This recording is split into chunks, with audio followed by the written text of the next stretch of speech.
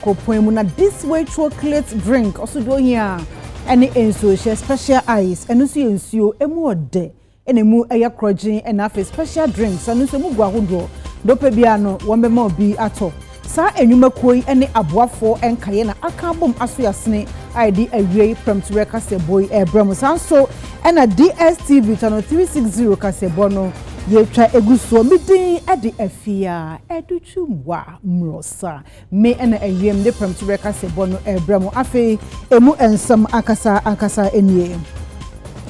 afi 2018 na University for Development Studies UDS no manyamfie aduonu enum 25 years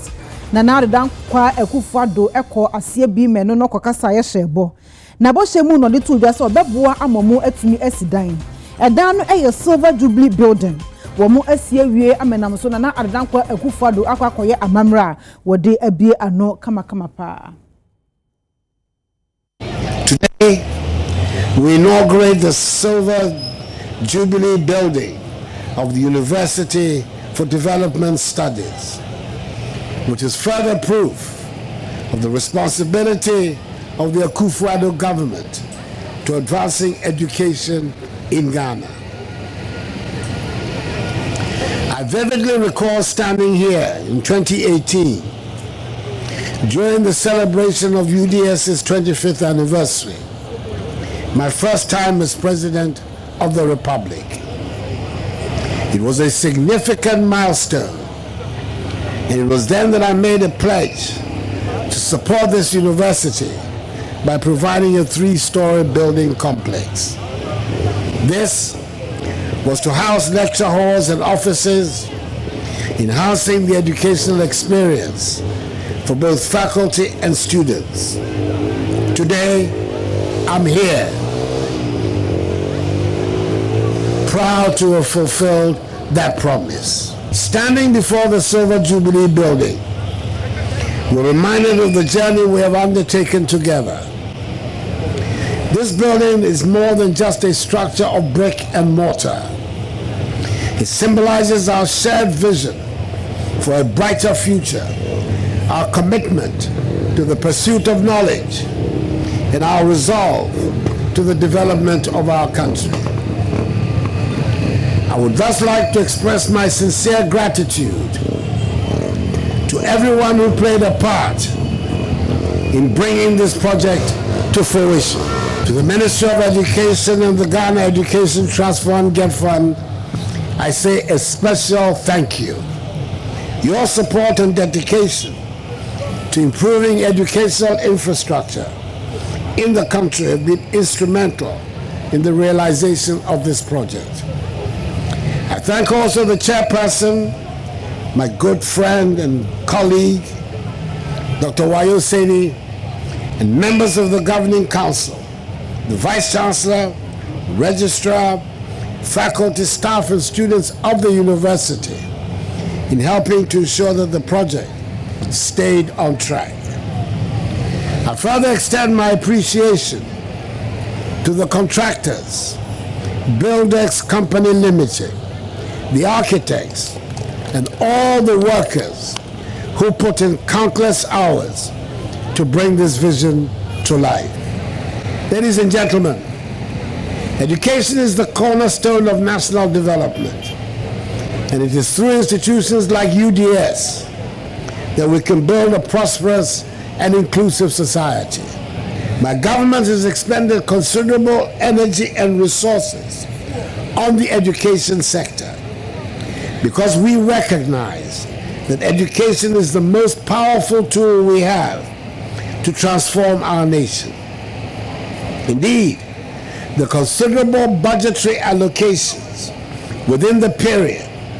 totaling some 12.8 billion cedis, amply demonstrate the sheer determination of the Akufo-Addo government to ensure that education becomes a catalyst around which the transformation of our nation revolves.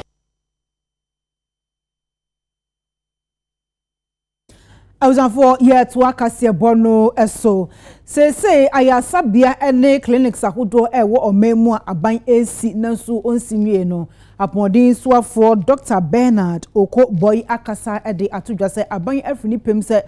wo be ne gidigidi na afi wawie atenensa ede afiri hu na no ebeboa ebie kwan ato honom ama apomodin pa ebi atumi adurugana ni bia aboboa ano na wei enodi atodwase se wokọ eye Western man atoye mantemu a wo chese enwuma hudo a wo mu eye no wo mu gusu gidigidi pa nam so amenani aje ho. Out of the 3 facilities that we've visited, 2 are new facilities that were started and completed under President Nana Addo Akufo-Addo. It is important for us to appreciate this fact that a lot of resources have been invested into our healthcare system, and the President has done well to make sure that every corner of this country also takes part in this investment. It shouldn't be only Accra, Kumasi. And I'm happy that Elubu, which is just about 7 minutes drive from the border in the Ivory Coast, has also experienced these investments. This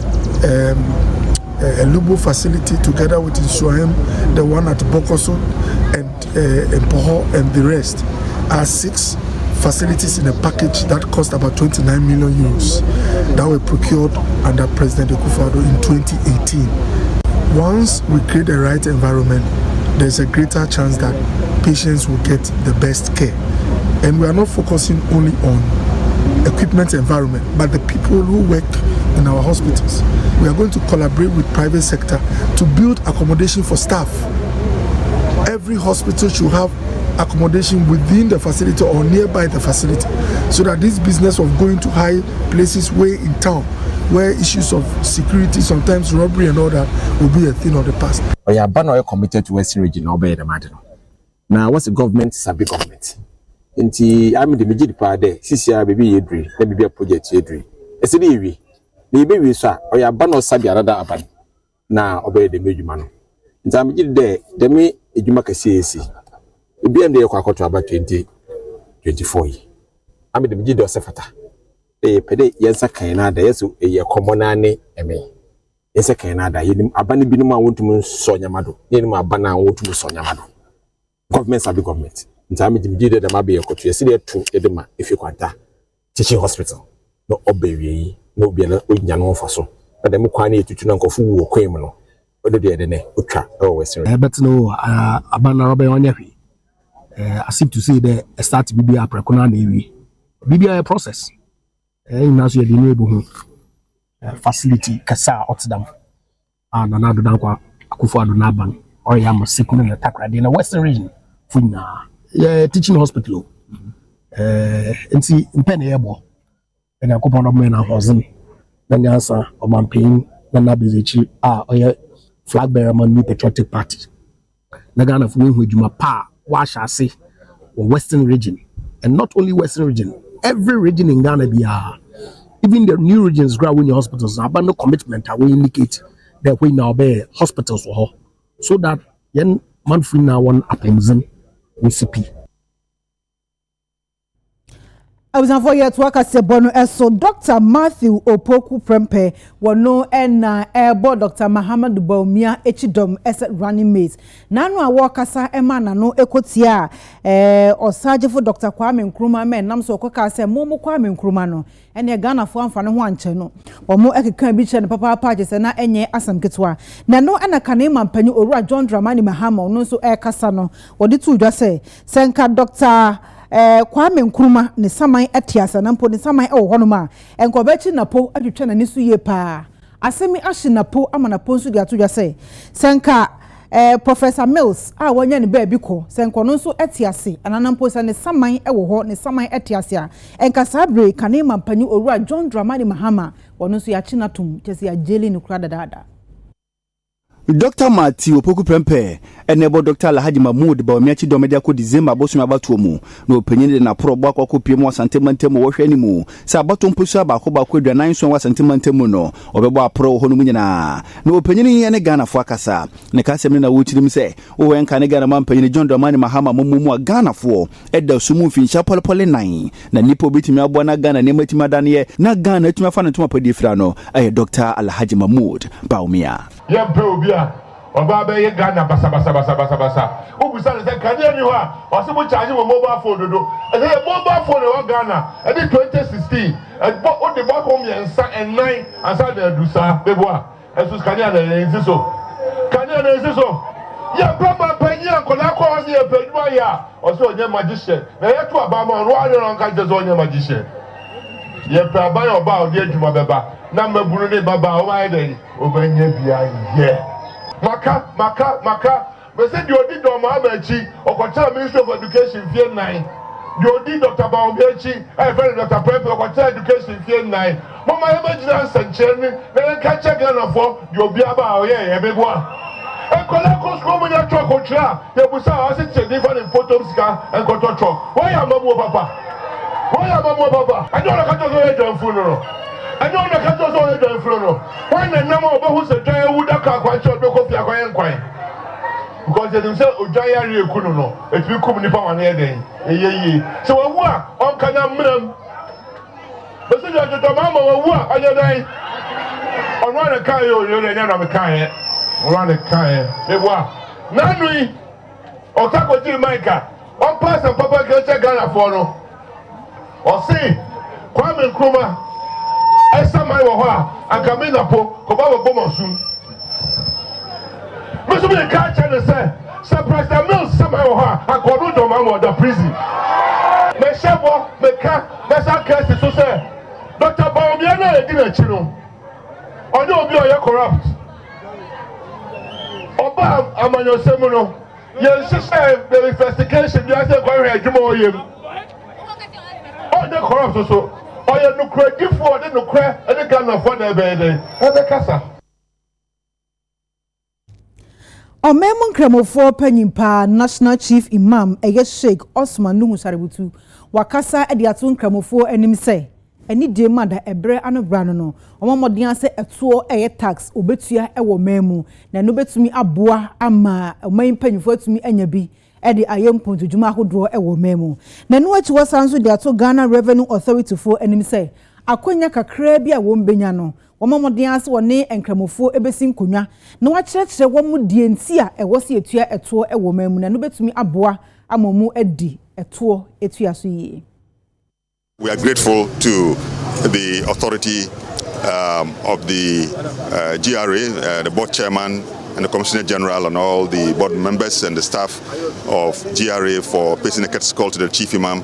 The subject of their visit, as underscored by the Chief Imam, is an important element or essential for our development as a nation. We should be able to raise revenue to be able to support government to execute the development agenda. And so our refusal to pay our taxes means that the government will not be able to do.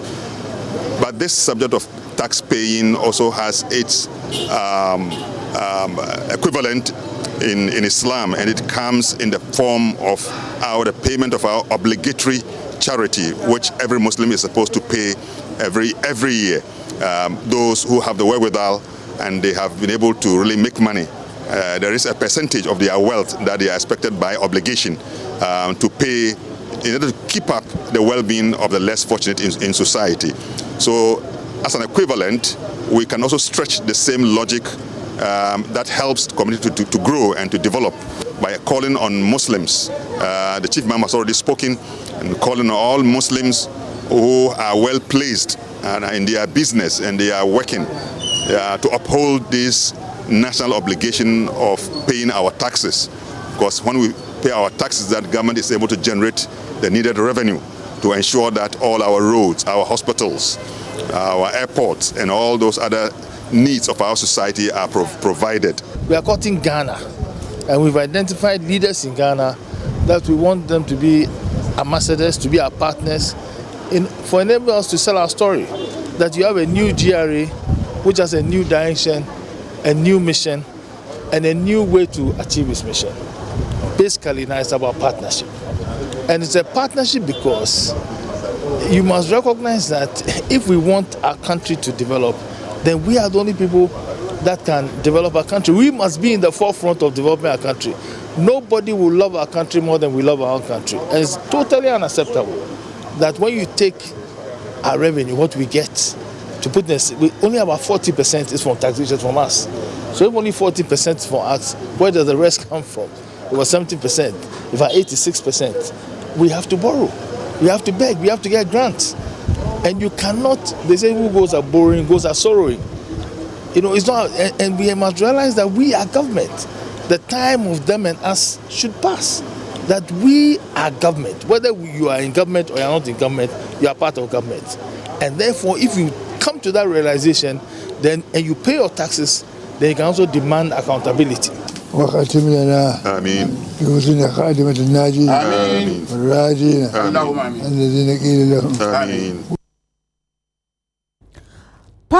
Accra Metropolitan Assembly AMA one ashe public financial management town hall meeting shemude ase na wachese botaye da komaso nyina ne se efri emfiem pinu ene edunsun 2017 enwuma kodoa aban atumi aye ne nyina no wo mo edanadi ede akire omanfo ene nipadodo no a enetumi ekosa enhyemude no asebie na no na Accra mayor ononyamfo Lisbeth Saki ekasa no de to dwase se de wonum aye krado se public funds wonum ede besesa omanfo abrabom e won krankopom ha sei. Honorable Elizabeth Saki editu dwase MPP abanba ye ne de omaye bi pa projects ahodo omaya eboa ma oman ni tumpon no enye binie wosesese AMFo aban aboa wo mo ama omo aye niema bebre omo de nhye ma pagu akwam a eboa adehye asetene mu nsem emfa ho ni amanyoku awodon anase baby a wofri wose projects do na na aban egusu ye ebi ho no mkura na wawie wose ebi eye 3-story 18 unit classroom block omusi ama Independence Avenue cluster of schools afi 2-unit kindergarten block and also so musi ama bubuashi 1 basic school and child care center and also musi ewo old fadama yentin sema ye maame di tuja. The following projects and programs have been implemented within the period of to improve the social and economic circumstances of the people irrespective of their political, religious, ethnic, and tribal affiliation. I have no doubt that based on the information provided and others will soon be presented to you, you will be able to make informed decisions about the need to continue to rally solidly behind the government. This I believe will go a long way to enable the government continue to deliver more strategic projects and programs to improve the living condition of all Ghanaians. Prior to 2016, we campaigned on some promises, and under the leadership of His Excellency Nana Addo Dankwa Akufo-Addo, his tenure is about terminating. In the next 3 months, let's say 4 months, okay? His tenure will be over. Now, the MPP,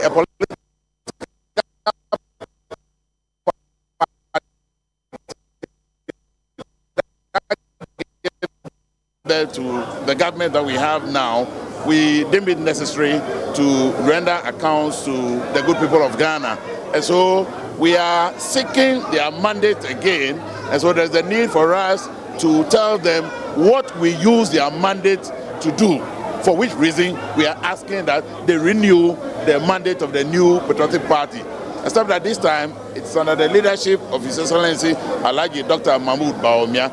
Free SHS was our flagship, promise. And the NDC, you recall, said that it was a 419. We lied to the good people of Ghana, we will not do it and all that one. John Mahama said if he had that kind of money, he would not invest into free SHS. Today we are here. We have done it, and we need to remind Ghanaians of the situation in which we were before now. By the grace of God, we've come this far, so that we don't forget. Because the leader of the NDC is of the opinion that Ghanaians are of little mind. We have short memory. He thinks that the people have forgotten. In case they have forgotten, we see the need to go around and remind the people. And by this means, arm our constituency officers, our electoral area coordinators, all of them to be up and doing, so that at least we will not be intimidated by the NDC propaganda.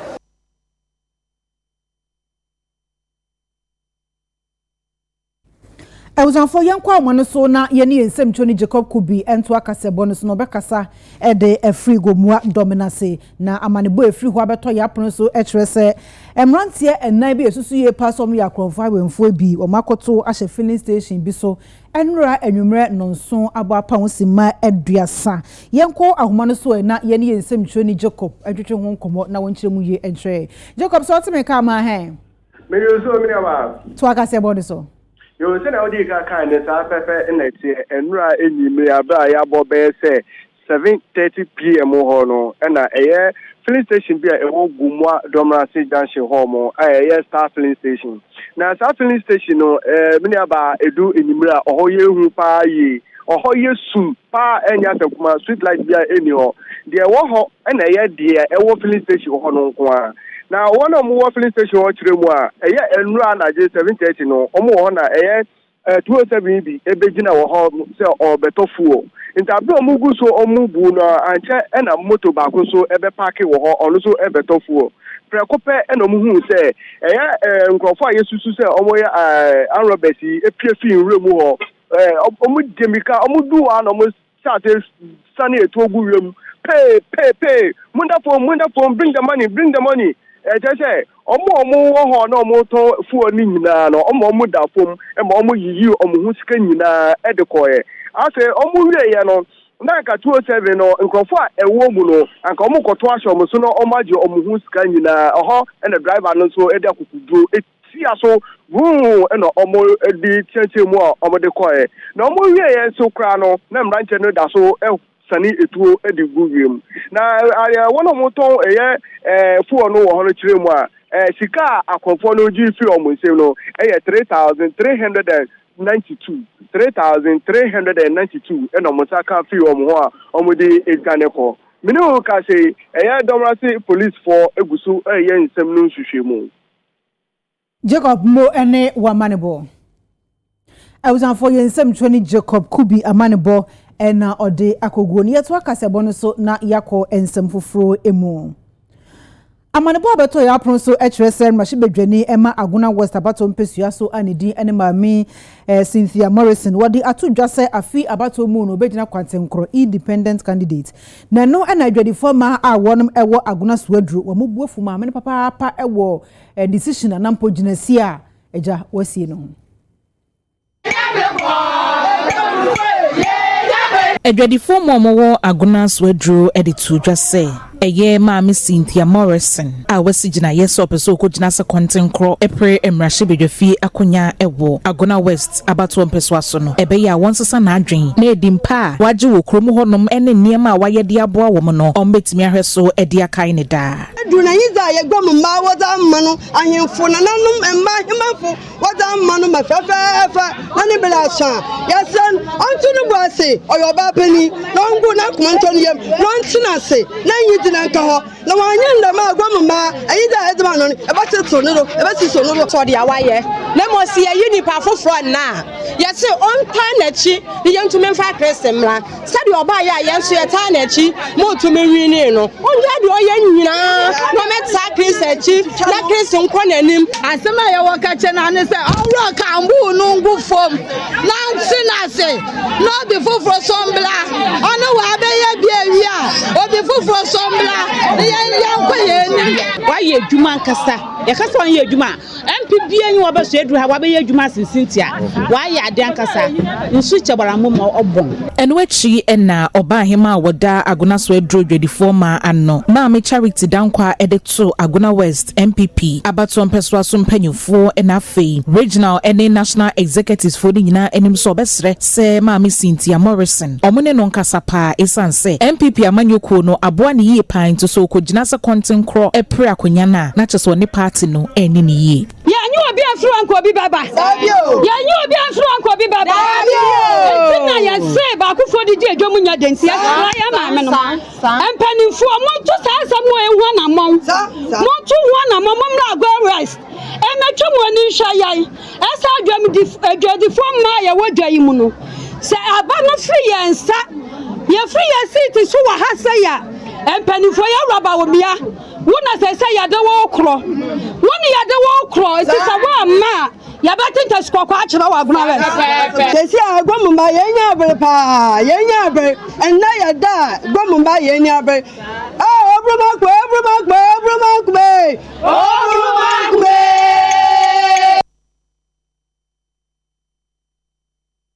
sesi Ghana manyofo campaign a wonum di kowura afi abato ni mu no aso mabro mo ho ase papa dodo no akrampo ahase ewrewre fiem ni nam krofo fie na ese de enwuma yeye ewo fie eno mo ahase eye bie bohe no age praye no wo pra bohe no obi age obi banku na wo kan nyemasie ni adeade na no na Ghana fo akire wadwen ewo ho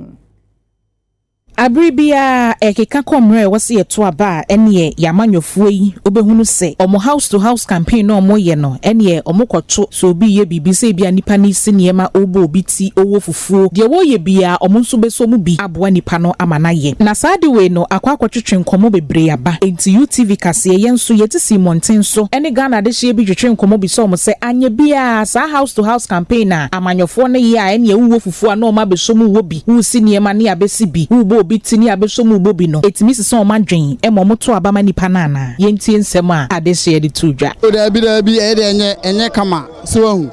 nipa ye hwe nipa no ene ne so ne ye bia ansa na ya to abana ye de ama no sa na tie da bi adwuma de enfa woni adwuma wa ya ama me like nipa fe na oba mi hu sa fe na oba so ati ase enti adwuma wa ya ama me de mi hu se adwuma wa ya ama me ni mekra me fa ma ho adwuma ye pa wo ye na ye beto ama no na obetutumi chansi mo na makoto aba ama asese da bi mekra me fa ma no wa tutu me ntoma wa ankasa enti me fa ma ho sa na tie ya ho de na ba na ni dwumadi na wo ba ni tia abegwa ni wa eni ye kan se apra se ni zunga yo de ya we de ba mi tie be bwa ni apra na ka se do esi fu amen ko de ko isu awa me a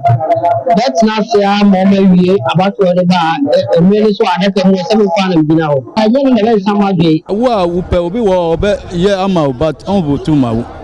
enu de sana so ucha obi 60 million obe tumi aka se obe bo to but on bo tu ma wo enu de sa niam omu chiche ni niam omu na omu spend your muska but nipa na obebo tunu onim baabi a okọ ka che ni say you say obe kan say you obeji wusika obedi free o dabi same wo ba na misiri ma na bebo ame a me ye madwuma dada sara obai eye na obeba be ya mamini ti na bebo ame ama mato ama wo me ma bo ma green pi dada say bia wo na meto ama obi wo be ma usika say to abama na cheso dada o de 20 Ghana na 50 Ghana no de ma wo no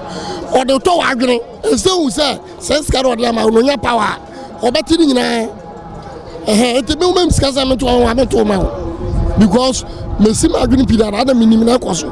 20 Ghana no etimi hwa me de me ma for 1 year nya abato na adru an ko ba be problem fie ma me ko me problem fie ma me e na me ansa na meto aba no na me hunu ba bia me de me yi me vote eko ena me kura no nya me fie na wo so be prapra omanim ena wo so mo prapra nya me fie because me fie after me pra me fie de na wo me fie a e be kire so say o mo be prada bi ya ntete gatem ya prapra fie ya bontin fichire ya no don krofo enu na ye oman ayi na nya ye fie na me fie de ba chewo me da bia ye pra fie Yademo eko enkran mechere Accra kantamanto edwano emu na no ene enya ntie se wone etonton awobremu ntade bi se winter ntade se jacket ene boots e kantamanto wonom na kwan ho no Wamu edi atudwa se ne bo ayeden papa na ne nyina mu no sidi na hoɔden a ɛkɔfom adecheni adesen bia na nunti na amane bo ayeden na no na wɔne a agye shop ɛwɔ hɔ mekyerɛ shop owners a wɔn so edwane mu no wamu edi atudwa se wɔne a ɛtonton nneɛma ɛwɔ kwan no ho no na ɛboa pa ma force ama ɛboɔ no ayeden wɔn ayede so sanse wɔn bɛfa nneɛma no efi wɔn shop Yenina yenim se yebekɔ September bosumi mu dia na kyerɛ se ɛyade a ɛyɛ awɔ bread ma wɔn ma ɛwɔ amanone yititru ɛne Europe na yɛti yɛn ho si montene so ɛne Ghana de hye ya wɔn mo ɛwɔ kantamanto na wɔtɔn nsoata soata wɔde kokroko a yɛde ko abrokyire awɔ yi bi ɛkɔkasa a yɛbisa wɔn sɛ aso wɔn mu a ɛpɛsɛ tu kwan winter yɛ awɔ bre ɛwɔ abrokyire no wɔn mu afiti ase to niema edwa te sei ekoso anase ate abafom sei ena wokai amoto bente se first no sesi ebo na yeto no first no yes na yeto no akosoro first no na ukita 100 cedis kura obetimi anya bi ato basisi a unkuta ba 300 400 a untimi nya bi nto zebia ko $10 no so omo de mane ba uka $1 before dollar na tama na dollar ne 1 cedi to 4 cedis no we gina we from 100 cedis but because of dollar it is 450 omo to kakra ni bo ni ntimi nto akontufu na eto school fu no munya scholarship no mko biko Canada London ene amaka no na babeto de go for mo so na enye papa de sei okwa antimi mu wa no no munya duti se we we ne papa okwa bit machi no this year de omo ntanto no papa so mo to ba ko so mo baba to no bebredi tu kwana de na omo so omo ba no omo ka chem so omo ntana ne yento aba no nti omo kaduma omo abrochire yeto aba wi na omo aba omo se duty no ne boy den dodo duty ne boy too much because oba kra na baba enema na okra no obi kra ne bonye den say duty no so what I say endu enema no kra na duty ne bo den che enema no ni nyina nkamfo ano one more workshop na woton sa winter jacket edit to just say yeah the omo eni omo di Japan ya brofo UK for Japanese and US for nobody there say drew the September 1 to December a kosro but January come in there a form summertime ni na the winter normal boy there we drew by this time see na enye yankwa na ye premier man ebinum free Burkina Niger so that say Mali Egypt fu nyina ba Cote d'Ivoire fo ba on be free ha no e dom de akọ nti e ba sa no man ho class ayeden mom de gina kwa no mo na be free ye ne den ye wo ye nche wo pattern mu because maybe the man be about 10 days so maybe kisho so de kakra den e beto so sa na eguma na den etie nti so ba beto den so ba shop na beto nye so gina kwa na den wato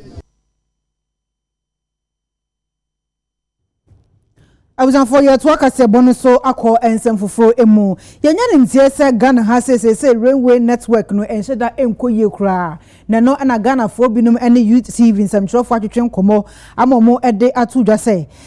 railway adwuma no wo mu hye wo ha bebre ewo mu enema nko ye kyesaje agua ne sa railway traffic light no krampo no enye adwuma ye ntua nyuma efo ka na ne nom de ato abanim se ne de mada won hye normal railway transport no enye nikanya akono ema Ghana for sanse no betumi aboye pa ama traffic bebrebe a ya na wo kwan mu no eso etumi ate Iteche anase train eye ade a eboa ema ahemfie die eho nsem etumi koso wano edwadifo titiri eye ade eboa wono mo okọ aman ahodo so a hunu se eye adwuma ema ebimu kura no enyade a wo ma hyen wo mu etu eno ano se wo bafo ni train no akọ adwuma kodi ni pa eye ohare so eba ntem nanso so Ghana de ekamya ye se enyade a ye train akwan eho nsem koyie ndie train no enyade a edidwuma UTV Central for yetisi montene so ane adwadifo ne tememufo bi ekasa ye edefa yeketeche akwan eho nsem ane sede eni dwumayie ewo Ghana na sei ena Ghana de hye bi kire wadwen efaye ye nyina ye nim se o se wa invest more ewo railways corporation sin other sectors ni na but wo ankasa wo ba e wo hu sa investment na o se wa ye no wo ba e wo hu se wa invest more wo be hu se wa invest so a wani ayeden ehu akatua kra ma ye wo gates bi ho a e wo se wo mo gigi to e no mo tua wo mo hoka utwem a wo wura railways wo tua 50 pesos wo be pia no tua 50 pesos that's insane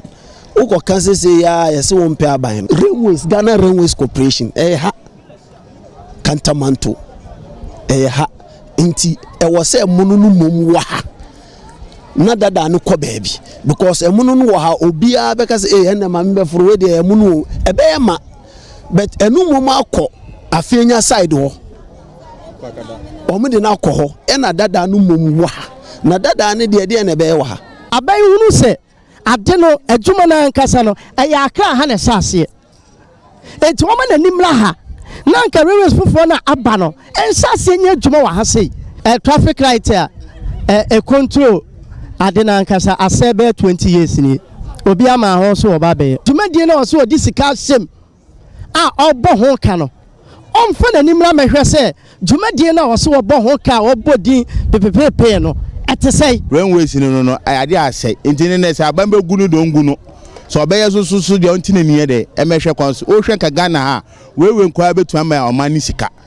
cause wewe ne na yɛ bibia content traffic kɛche etumi kontem etumi koba bewe baba na ase we yi nani evisu na sikadie nko na obi aba na obedi ni de na okọ ye ni ministry bia ho ye ministry of sikadie ye ministry of roads pe ye ni ministry of railway bia ho ye ministry of railway a on say minim kan me say jogati na ye ministry of railway we on na train na ofo ni kura we ni train na ofo we o ni pa bia o mfise nipa no suro say train de ni benya accident nti o mu nyina akọfa ka o hwe train kwan no ade aye na enya de obefa train no wakofa ka na odi traffic mu sa abakodu fie na ade asa nti yesra ban no se obetwe nani abaye train kwan na maye ndia anka bebo ayem pa esusu say wins no mo memeye 90 first na because our first eton ade nyiska because increasing classifo no ba enoma nduane na ade amode ba no ema na yesu eton ade a amoto eton ade wani wo amoto what I say ba sisi anko so sa increasing for ne mba won to ade won to hwe na ho kire nko ya na yelivu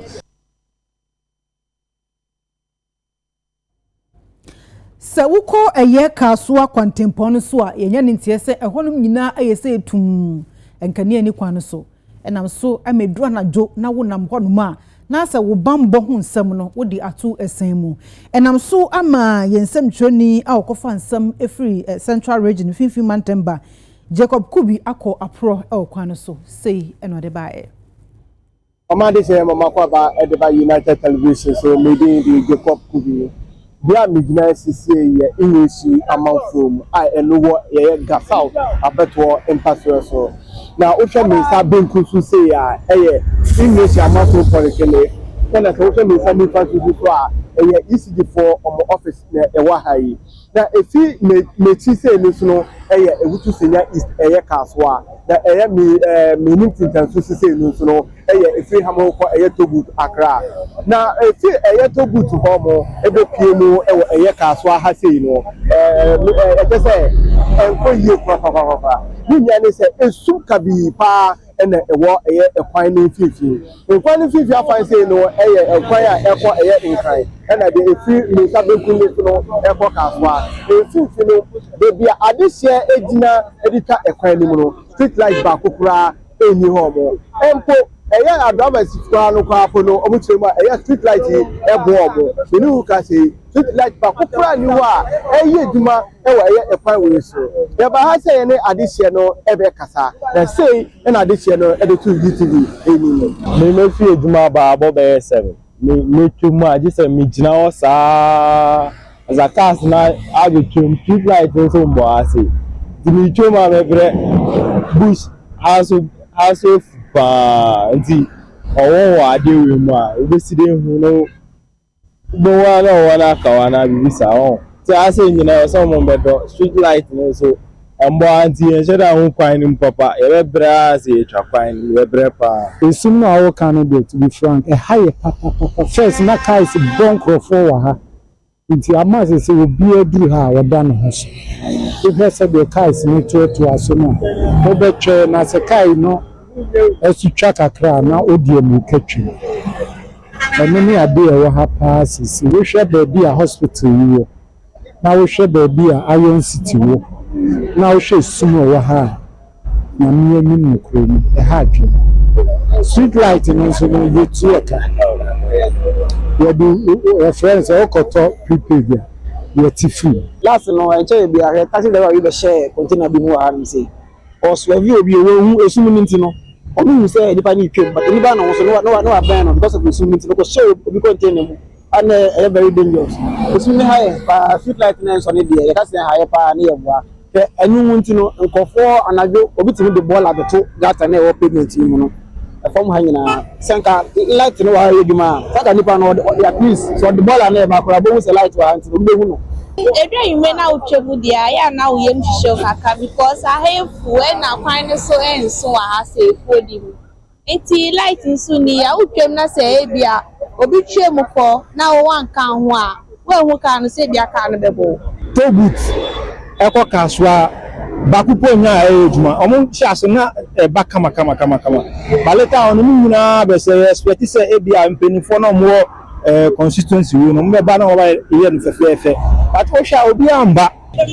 esan nkofo dudu a ka ebo omo wa ha ene akofo so a atake nkofo e wa ha se ni ti no ehun behia se mpenifo ebeba be street light we e dia momo demom omuso nyina ne se omuso eye onunya for Joseph Yani a ono ye abanka tipini e wo Gasau ene eye honorable Anita Obolov ono so ye MCE e wo eye Ehutu Senior East omo ene afede emmeso bejafo a omo wasan person ye ni nyina so se omo sro mo omo fo omani ntu na aban embe street light we informa adisia e wo eye English amafom ene Ehutu Senior East Midday the Jacob Kubi UTV reporter in Fifi Mountain.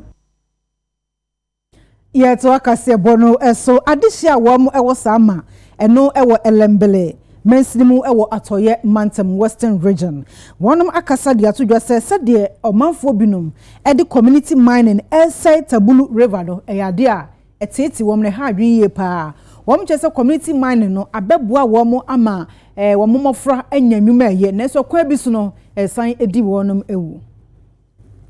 Board adwuma na mo ye nti wanya ni papa ma na manage a adwuma na se to no form na ye hwehwe mi ye na nti ase ye adwuma na ye sign agreement MOU na community hu se adwuma we gu a ye chefoni sebe ankan endowment fine kura na mutwa de to community ni kura na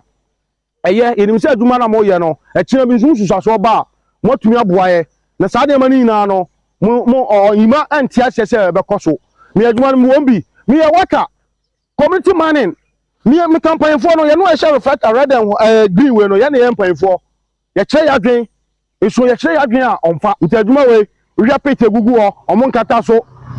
ni na gugu o nsuo mada bete no a mo sei no ni na no dam de anka community man de create dam na ye ebo return na mo de ye adwuma no ni na we ebi ni won ti mesrega na campaign for se mo mra ni ntu na mo ne enko adwuma wo ne enko se de man ye no enya anan me catch DC ma catch honorable assemblyman oyawe na ye wa na say ma catch even all the media station na politician go for we politics na the can say the ekoso na yempe elemena community man enya alovia eye rock alovia yempe bio yesu anum enye bibia is of okwa from kura say 1 people tankwa unya nsu anum because community man na omo say community man na so ye de ye wo hwe ye na ga nya ye didi no pa no mutu ro kwa no say ye giska ka ye si giska na kire mo ba na sa mo be sa asase mo mo be susu ameska e kire mo ba yo siska na mo dia ma no no anu timba kire ma dua ni mo tu ni nya guso mo nya ska bia abrewa we e ba ki be sa na ni na ya mi ya ho